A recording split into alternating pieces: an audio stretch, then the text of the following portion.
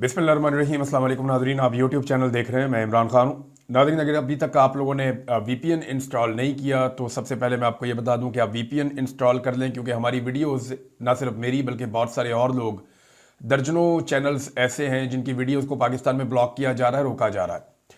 तो अगर आपने वीपीएन इंस्टॉल नहीं किया तो आप वीपीएन इंस्टॉल कर लें ताकि आप हमारी वीडियोज़ देख सकें। अब बहुत सारे वीपीएन जो हैं वो फ्री डाउनलोड हो जाते हैं ऐप स्टोर से, तो आप वहाँ से ले सकते हैं। दूसरा, अगर आपके पास वीपीएन नहीं भी है और आप हमारी वीडियो को खोलते हैं तो फिर एक आधा मिनट इंतज़ार किया करें। थोड़ी देर की वेटिंग के बाद ये वीडियो खुल जाती है और उस इंतज़ार में ही आप आगे निकल जाते हैं। अगर आप उसको वेट कर लें और ये वीडियो एक दफ़ा खुल जाए तो फिर ये बंद नहीं होती। तो मैं इसका टेक्निकल सोल्यूशन ढूंढ रहा हूँ और अगर कोई टेक्निकल सोल्यूशन ना भी मिला तो भी एक सरप्राइज़ है जो मैंने आने वाले वक्त के लिए रखा हुआ है। नाज़रीन, इस वक्त जो खबरों में पाकिस्तान में छापा जा रहा है और बहुत बड़े पैमाने पे छापा जा रहा है, बल्कि कह कह कर ये खबर लगवाई गई है पाकिस्तान के सारे मीडिया के ऊपर और हेडलाइन की तरह लगवाई गई है। ये खबर है जनाब आर्मी चीफ के हवाले से अमेरिका में छपने वाला एक आर्टिकल, और सबसे ज़्यादा खबरें जो हैं वो आर्मी चीफ की लगाई जा रही हैं पाकिस्तान के मीडिया पे। ना सदर पाकिस्तान की लग रही हैं, ना वज़ीर आज़म की लग रही हैं, बल्कि आर्मी चीफ की खबरें सबसे ज़्यादा लग रही हैं। हालांकि आइन में इस वक्त जो सबसे इम्पॉर्टेंट किरदार है वो पाकिस्तान के चीफ एग्जीक्यूटिव का और पाकिस्तान के सदर का है, जो सुप्रीम कमांडर हैं पाकिस्तान की फोर्सेस के। लेकिन क्योंकि वो दोनों मरहूने मिन्नत हैं, वो एस्टेब्लिशमेंट की टाउटगिरी करके इक़्तिदार में आए हैं जाली फार्म 47 से हुकूमत बनाने के बाद, लिहाजा उनकी कोई औकात नहीं है। अभी अमेरिका में एक आर्टिकल छपवाया गया कि आर्मी चीफ फ्रंट से लीड कर रहे हैं और उनकी शख्सियत के बारे में चीज़ें बताएगी। लेकिन देखिए, साथ ही इस आर्टिकल का एक एंगल और भी है। हर सिक्के के दो रुख होते हैं।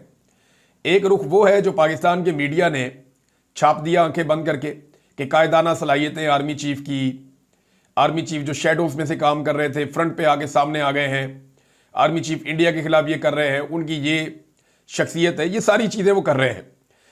देखें, वो एक फौजी जनरल हैं जिन्हें आइन और कानून के मुताबिक सिविल हुकूमत के अहकामात के ऊपर अमल दरामद करना चाहिए और वो इसके पाबंद हैं। मगर जिनको हुक्म देना चाहिए वो दिन रात टाउट बन के पॉलिश कर रहे हैं। अब अमरीकी अखबार में जो आर्टिकल छपवाया गया उसके बाद पाकिस्तान के मीडिया को बाकायदा ये इंस्ट्रक्शंस हैं कि आपने हेडलाइन के अंदर और मेन खबर के अंदर अपने पहले पेज पे हर जगह पे इस खबर को रखना है।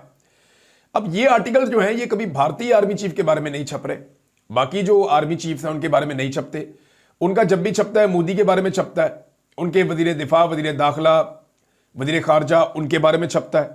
लेकिन पाकिस्तान में ये छप जाता है आर्मी चीफ के बारे में। उनकी सियासी लीडरशिप जो है वो आगे निकलती है, हमारी सियासी लीडरशिप कहीं पे नजर नहीं आती। पहली मरतबा पाकिस्तान की तारीख में ऐसा हो रहा था बड़े लंबे अरसे के बाद कि एक सियासी लीडर जो है वो छपना शुरू हुआ था आलमी मीडिया में, और वो था इमरान खान। अभी भी है। इमरान खान को अभी आप मौका दें, वो एक आर्टिकल लिखेंगे, दुनिया के आलमी मीडिया में तहलका मच जाएगा। अभी आप इमरान खान को मौका दें, वो जेल से एक आर्टिकल या एक स्टेटमेंट जारी करेंगे और वो पूरी दुनिया की हेडलाइन बन जाएगी। ये है इमरान खान साहब की काबिलियत। तो पहली मरतबा पाकिस्तान में पाकिस्तान की मिलिट्री एस्टेब्लिशमेंट के अलावा कोई एक लीडर पैदा हुआ जिसकी आलमी सतह पर पजीराई थी। ये बात पाकिस्तान की एस्टेब्लिशमेंट से बर्दाश्त ही नहीं हुई, और यही इमरान खान साहब का मसला है कि वो एस्टेब्लिशमेंट से ज्यादा मकबूल और ताकतवर बनते चले जा रहे थे। इमरान खान खुद एक एस्टेब्लिशमेंट बन रहा था, उसके बाद अब ये सूरत पैदा हो गई है कि जनाब आलमी मीडिया में हमारी खबरें चलनी चाहिए, इमरान खान की तरफ से आ गया। यानी पाकिस्तान की जो लीडरशिप है आलमी मीडिया में तो उनका मजाक ही उड़ा हमेशा। कभी पेंट हाउस पायरेट्स कहा गया, कभी इन्हें कहा गया जी फलां जगह भी लुटमार की है, कभी इनकी स्टोरीज छप गई सरे महल की, कभी इनकी पनामा की स्टोरीज छप गई। तो ये आदत ये पड़ी हुई थी पाकिस्तान में। लेकिन पहला पाकिस्तान का लीडर आया जिसकी इंटेलेक्चुअल डिबेट या डेमोक्रेसी के लिए जो वो बात करता है, या जो वो इस रीजन के लिए या दुनिया के लिए बात करता है, चाहे वो इस्लामोफोबिया है, चाहे वो नामूस रसालत का मामला है, तो इमरान खान की ये सारी चीजें जो है वो अब आलमी मीडिया के अंदर छपती थी। तो ये जो सारी कैलकुलेशन थी पुरानी वो खत्म हो गई। देखिए, अभी इमरान खान साहब का एक बयान आ जाए ना तो ये जितनी मेहनत की जा रही है ना, अमेरिका के अंदर आर्टिकल छपवा दिया, पाकिस्तान के अंदर खबरें लगवा दी, बहुत सारे टाउट्स हैं, वो अजीब अजीब बातें कर रहे हैं कि इंडिया में जब कोई बच्चा नहीं सो रहा होता तो उसकी मां कहती है जी आसिम मुनीर आ जाएंगे, सो जाओ। ये क्या चल रहा है? ये किस तरह के स्टेटमेंट्स आप दे रहे हैं? अभी आपका एक रूस के अंदर सफीर है पाकिस्तान का, उसने जो इंतहाई गैर जिम्मेदार स्टेटमेंट दिया है, ये स्टेटमेंट देने के ऊपर तो इस सफीर को जो है वो नोटिस जारी करना चाहिए, शोकाज होना चाहिए और इससे जवाब तलब करना चाहिए। रूस में पाकिस्तानी सफीर खालिद जमील ने भारत को खबरदार करते हुए कहा कि हमला किया तो एटमी हथियारों समेत पूरी कुव्वत से जवाब दिया जाएगा। पाकिस्तान, और ये ARY के ऊपर खबर छपी है, पाकिस्तान बार बार क्यों एटमी हमले की धमकी दे रहा है? क्या हम इतने कमजोर हैं कि हम इंडिया से लड़ नहीं सकते? भी एटमी हमला तो एक आखिरी कोशिश होती है जब कोई मुल्क पूरी तरह तबाह होने लगता है या वो लड़ने के काबिल नहीं रहता या उसके पास कोई लड़ने की काबिलियत नहीं होती, तो डेटरेंस के तौर पे एक हथियार जो आपके पास होता है फिर वो आप चला देते हैं। तो क्या हमने ये अज्यूम कर लिया या सोच लिया है कि वो नहज आ गई है या आने वाली है? सादा बात यह है कि अब एटमी धमाकों की जो आप धमकियां दे रहे हैं दुनिया को, दुनिया उसे अच्छी नजर से नहीं देख रही। ये जो जंग का माहौल बना हुआ है, थोड़ा बहुत पॉलिटिकल फायदा हो रहा है दोनों तरफ के सियासी लोगों को, दोनों तरफ की एस्टेब्लिशमेंट को, जो थोड़ा बहुत पॉलिटिकल फायदा हो रहा है, ये टाइम निकल जाएगा, हफ्ता 2 हफ्ता 1 महीना बस, उसके बाद चीजें नॉर्मलाइज हो जाएंगी। लेकिन ये जो बयानात हैं आपके, ये आपका पीछा करेंगे। इन बयानात की बुनियाद पे इंडिया और आपके तमाम मुखालिफिन दुनिया में एक प्रोपेगेंडा खड़ा करेंगे कि पाकिस्तान एक जिम्मेदार रियासत नहीं है। वो ये कहेंगे यहां पे दहशतगर्दी भी है और ये रियासत बार बार धमकी देती है अपने सफीरों के जरिए से, अपने वजीरों के जरिए से कि हम एटमी धमाके कर देंगे। अब दुनिया एटमी धमाकों से आपको पता है वो खौफजदा है, उन्हें आइडिया है कि उससे तबाही कितनी होती है। तो आप दुनिया को अपने आप से डरा क्यों रहे हैं? आपने दुनिया को कॉन्फिडेंस देना है कि हम जिम्मेदार रियासत हैं, हम ऐसी कोई चीज नहीं चाहते। बात करने का तरीका होता है, लेकिन ये उठते ही जनाब ये धमकी लगा देते हैं कि जनाब हम एटमी धमाका कर देंगे या एटमी हमला कर देंगे भारत के जवाब में। ये नहीं कहना चाहिए, एक सफीर को तो बिल्कुल नहीं कहना चाहिए। मुझे इस बात पे शक है कि इस सफीर को भारतीय लॉबी ने इस्तेमाल किया है पाकिस्तान के खिलाफ, वरना ये कभी भी एटमी हमले की धमकी ना देता। ARY ने जो छापा मैंने आपको पढ़ के सुना दिया, मैं जुमला दोबारा आपको सुना देता हूं कि रूस में पाकिस्तानी सफीर खालिद जमील ने भारत को खबरदार करते हुए कहा कि हमला किया तो एटमी हथियारों समेत पूरी कुव्वत से जवाब दिया जाएगा। अब नाजरीन, एक और बड़ी खबर है, वो खबर इससे पहले कि मैं आपके साथ शेयर करूं, पहले आप ये देख लें कि अगर इमरान खान साहब अभी बाहर आ जाते हैं या वो कोई स्टेटमेंट दे देते हैं तो क्या होगा। ये जितनी मेहनत है, ये जितना एक बनाया जा रहा है, एक स्ट्रक्चर, किरदारों को ऊपर उठाया जा रहा है, ये सारे जमीन बोस हो जाएंगे। यानी कोई किरदार जो है वो इनमें से आने वाले वक्त में या आने वाली नस्लों में कहानियों के तौर पे याद नहीं रखा जाएगा, ये सारे तारीख के सफ़ों में गायब हो जाएंगे। मगर इमरान खान इस कौम के दिमागों में नक्श हो चुका है, ये बात बिल्कुल ठीक है। आप अगर आज ये ऐलान कर देना इमरान खान साहब के हवाले से कि इमरान खान साहब को APC में बुलाने का आपने ऐलान कर दिया है, ऑल पार्टीज कॉन्फ्रेंस होने जा रही है, और उसमें आप ये कह दें कि जनाब इमरान खान साहब जो हैं वो आए और आकर ऑल पार्टीज कॉन्फ्रेंस में शिरकत करें, तो फिर आपको नजर आएगा, फिर आप देखेंगे कि पूरी दुनिया में रौला पड़ जाएगा। ये जो लकड़बग्गे हैं ना, ये सारे ये एक शेर के बाहर आने से डरते हैं। इन्हें अंदाजा है कि फिर जंगल के ऊपर इनका कब्जा नहीं रहेगा, हर तरफ इमरान खान और इमरान खान ही नजर आएगा।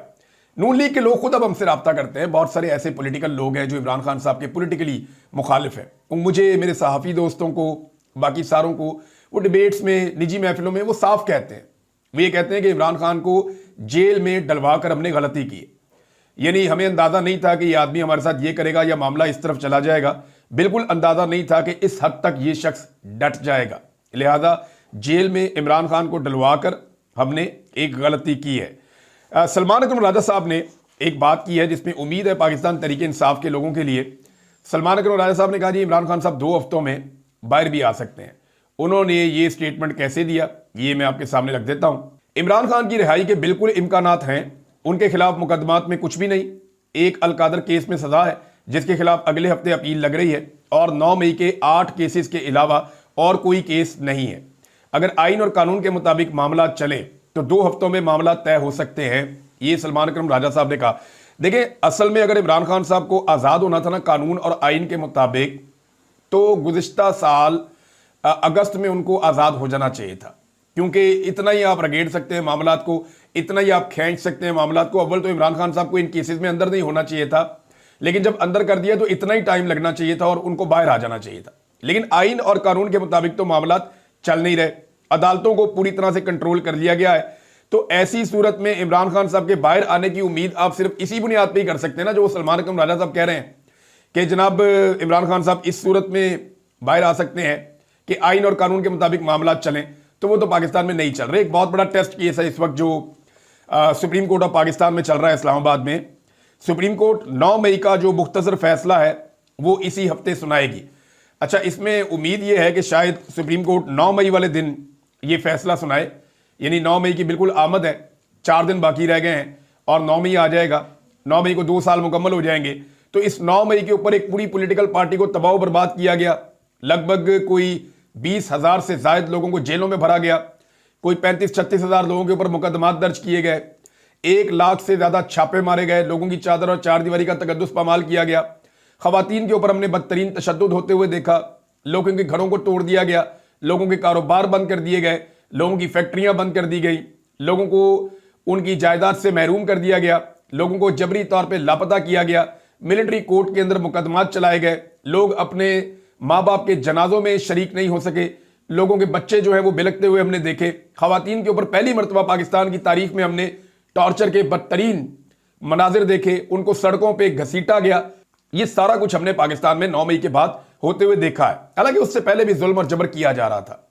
9 मई से पहले भी हमने देखा और बार बार देखा कि पाकिस्तानियों के ऊपर जुल्म और जबर का बाजार गर्म किया गया था, लेकिन इसके अंदर शिद्दत आती है 9 मई के बाद। अब सुप्रीम कोर्ट ऑफ पाकिस्तान इसका फैसला सुनाएगी, पता चलेगा कि जो सिविलियंस के जो मेन मामला है वो ये है कि क्या सिविलियन का मिलिट्री कोर्ट में ट्रायल हो सकता है या नहीं हो सकता।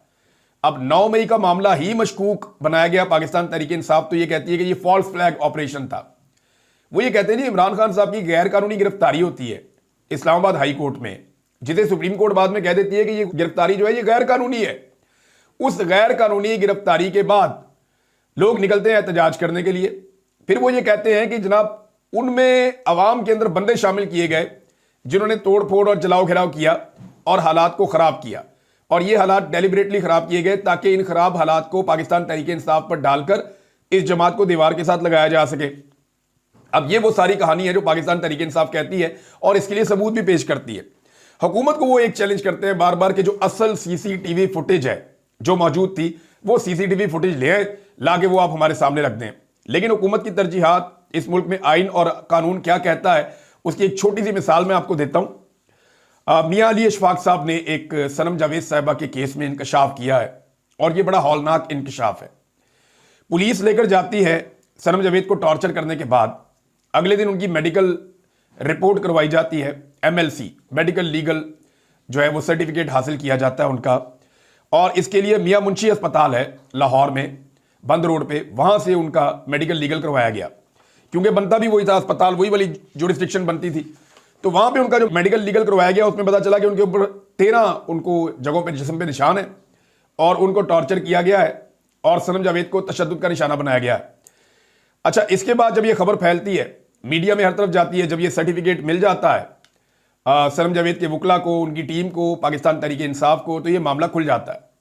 अब इसमें जो है वो क्योंकि टिकटॉकर की हुकूमत है पंजाब में और वो अपने अलावा किसी को भी खबरों में नहीं देखना चाहती, तो फौरी तौर पे जनाब पुलिस को डंडा दिया जाता है कि आप जाएं और जाकर दोबारा से इस औरत का मेडिकल करवाएं और साबित करें कि इसके ऊपर कोई तशद्दुद नहीं हुआ।